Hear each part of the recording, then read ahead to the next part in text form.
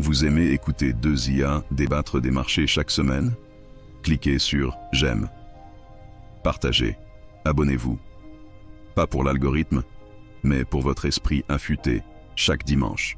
Bienvenue dans le podcast hebdomadaire des marchés. Zéro blabla. Juste l'essentiel. Bienvenue à notre analyse hebdomadaire des marchés mondiaux. Fin mai, on a senti comme un petit vent de soulagement, non? Oui, un soulagement prudent, je dirais. Et les actions ont bien progressé globalement. C'est ça, on sent que ça respire un peu mieux. Merci l'accalmie sur le commerce et quelques chiffres d'inflation qui rassurent. Tout à fait. On va décrypter tout ça région par région. Et puis, on se projette sur la semaine prochaine qui s'annonce assez décisive. Ah oui, programme chargé. Allez, on commence par les États-Unis. D'accord. Alors, les indices US, beau rebond. Le S&P 500 à plus 1,88% et le Nasdaq, lui, caracole à plus 2,01%. Oui, belle performance. Le gros sujet, c'était encore et toujours les tarifs douaniers, ce report annoncé par Trump sur l'Europe. Ben, ça a plu au début, c'est sûr. Oui, mais après, les doutes juridiques sont revenus un peu tempérer l'ambiance. Exactement. C'est ce mélange de soulagement d'un côté, mais d'incertitude qui reste. Et côté bonne nouvelle, quand même, l'inflation corps PCE, celle que la Fed regarde de près, Oui. elle ralentit à 2,5% en avril. C'est son plus bas depuis 2021. Et la confiance des consommateurs, hop, un sacré bond. Ah oui, ça c'est important. Le ralentissement de l'inflation, c'est une excellente nouvelle pour la Fed, évidemment. Mais attention, l'hypothèse d'une inflation plus collante, elle n'est pas complètement écartée. D'accord. Et oui, la confiance des consommateurs, c'est un moteur clé. Mais bon, cette histoire de tarifs, ça reste une menace latente, quoi. On traverse l'Atlantique, direction l'Europe. Là, la progression, elle était plus mesurée. Le Stoxx 600, plus 0,65%. C'est ça, plus modeste. Ce qui a aidé, c'est la baisse de l'inflation dans pas mal de pays. Espagne, Italie, France. Ça renforce l'idée que la BCE va agir, non? Oui, très clairement, les arguments pour une baisse des taux en juin, ils s'accumulent. Mais il y a un mais. Le chômage en Allemagne, il a bondi de 34 000 personnes. C'est beaucoup plus que prévu. Effectivement, et ça, c'est l'ombre au tableau. Et il y a une autre divergence intéressante, je trouve. Ah oui? L'inflation globale, elle recule, ok. Oui. Mais les anticipations d'inflation des ménages, elles, restent assez élevées. 3,1% sur un an en avril.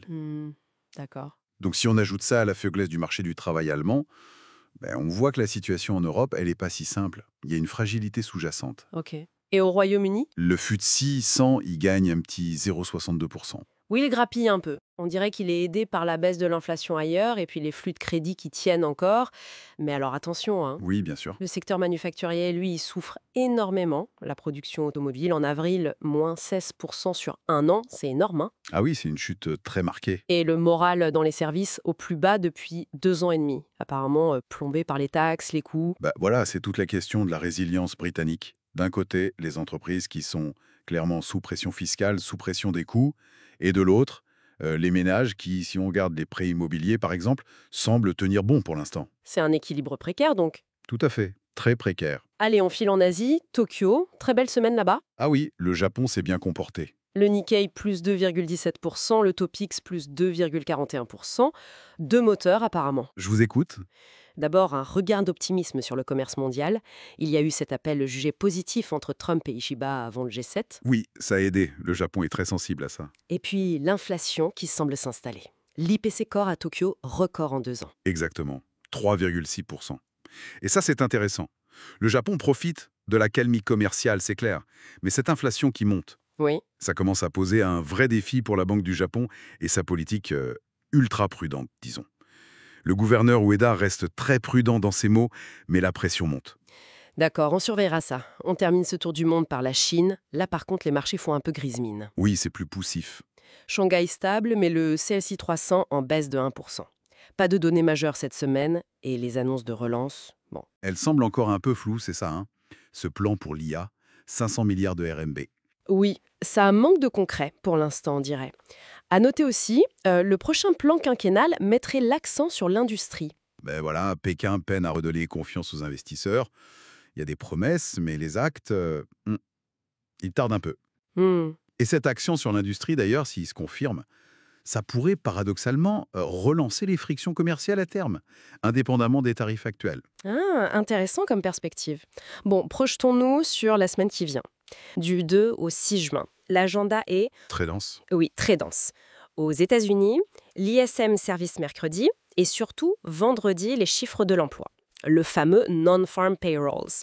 Le consensus est autour de 130 000 créations. Le chiffre clé de la semaine, sans doute. En Europe, inflation flash mardi, et puis jeudi, la décision de la BCE. On attend une baisse de 25 points de base, non? C'est très largement anticipé, oui. Et puis le PIB final, vendredi. Ailleurs, on aura les PMI services au Royaume-Uni et au Japon mercredi, et le PMI KI Chine manufacturier en Chine dès mardi. Alors, si je devais retenir 3 points d'attention. Oui, Primo, le rapport sur l'emploi US. Un chiffre faible ou fort, ça peut vraiment secouer les attentes sur la Fed. d'accord. 2 yeux, la BCE. La baisse de taux est attendue, ok? Mais c'est surtout le discours qui va compter. Qu'est-ce qu'ils disent pour la suite? La communication sera cruciale. Exactement. Et tertio, le PMI manufacturier chinois. Est-ce qu'il confirme un ralentissement? Et puis bien sûr, vérifier si les anticipations d'inflation en zone euro commencent enfin à baisser un peu. Parfait. Et si on listait les 5 risques principaux pour les jours qui viennent? Allez, je me lance. Vas-y. 1. Chiffres de l'emploi US qui déçoivent ou au contraire qui sont trop forts. 2. Un message de la BCE jugé trop timide ou trop optimiste après la baisse. Oui. 3. Les anticipations d'inflation qui restent bloquées haut en zone euro. 4. Une confirmation du ralentissement chinois via les PMI. Et 5. Des signes de pression accrue sur la Banque du Japon face à l'inflation qui monte. Voilà, le décor est planté.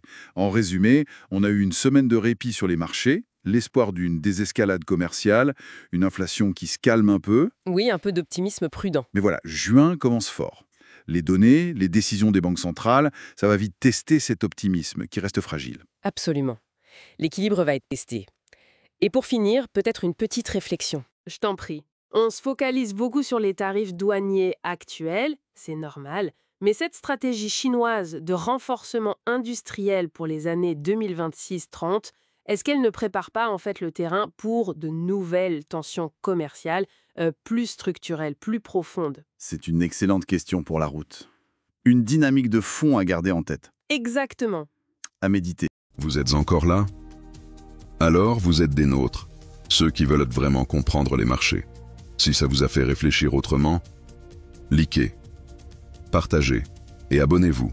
Des marchés plus intelligents ont besoin d'esprits plus affûtés. Développons ça ensemble. Nouveaux épisodes IA chaque semaine.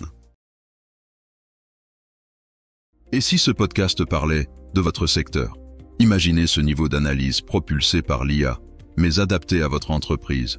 Que vous gériez des actifs, suiviez les politiques économiques ou dirigiez une équipe agile.